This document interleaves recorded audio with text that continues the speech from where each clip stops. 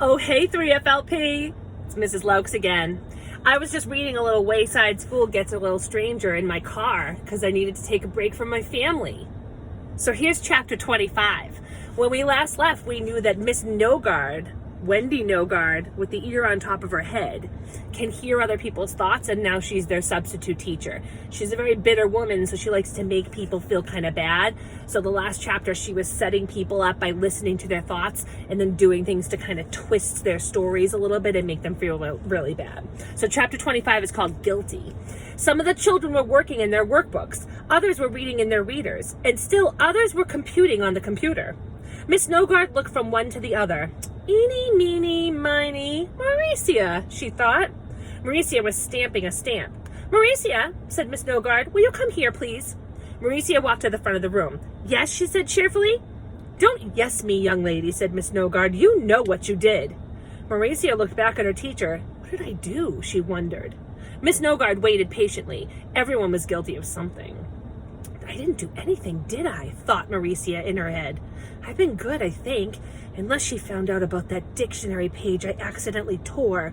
No, she couldn't have known about that. It happened before she even got here, and I don't think anybody saw me do it. I didn't do anything, she said. I probably should have told Mrs. Jules about it, she realized in her head. But it wasn't even my fault. I was looking up how to spell journey for my journal, and the page just ripped off by itself. It's one thing to do something wrong, Mauricia, said Miss Nogard, but when you do, you should admit it. We all make mistakes, but when you lie about it, you make matters much worse for yourself. Mauricia nodded as she tried to figure out what to do. If Miss Nogard knew she tore the dictionary page, then of course she should admit it. But there was no way Miss Nogard could know. It was impossible. I don't know what you mean, she said innocently. I didn't do anything wrong, and she smiled at her teacher. The smile dropped off Mauricia's face and crashed on the floor when Miss Nogard said, will you please bring me the dictionary?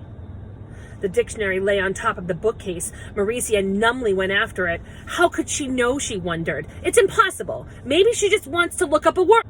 She carried the heavy book back to Miss Nogard. Thank you, Mauricia, said Miss Nogard, flipping through the pages. I need to look up the word journey. Mauricia couldn't take it any longer. I ripped it, she cried. I tore the dictionary. I'm sorry. I don't even know how it happened. I was just turning the page, really. Maybe pages only have a certain amount of turns in them, like 999. And when you turn the page for the 1000th time, it will rip no matter who turns it. Miss Nogard sadly shook her head. I'm very disappointed in you, she said. Not only did you vandalize the dictionary, but then you lied about it. I thought I could trust you, Mauricia. I guess I was wrong. I'm a horrible person, Mauricia agreed. I'm sorry. Don't apologize to me, said Miss Nogard. It's not my dictionary. It belongs to the class. Mauricia had to stand in front of the class and tell everyone she was sorry. Then, since nobody would ever be able to use that page again, she had to read it aloud to the class. She struggled through the difficult words like journalism and judicious. Speak up, said Miss Nogard, she had to remind her.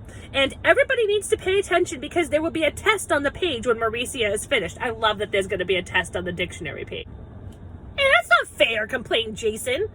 We didn't rip the dictionary. Why should we be punished? It's not a punishment, said Miss Nogard. It's for your own good. Since you can no longer use that page, you need to memorize it. Thanks a lot, Mauricia, griped Jenny. When Mauricia finished reading it, Miss Nogard made her turn the page over and read the back side of it, too.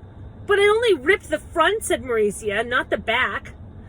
She finished, then returned to her seat, angry and upset. She wasn't angry at Miss Nogard. Miss Nogard was just being fair, she thought.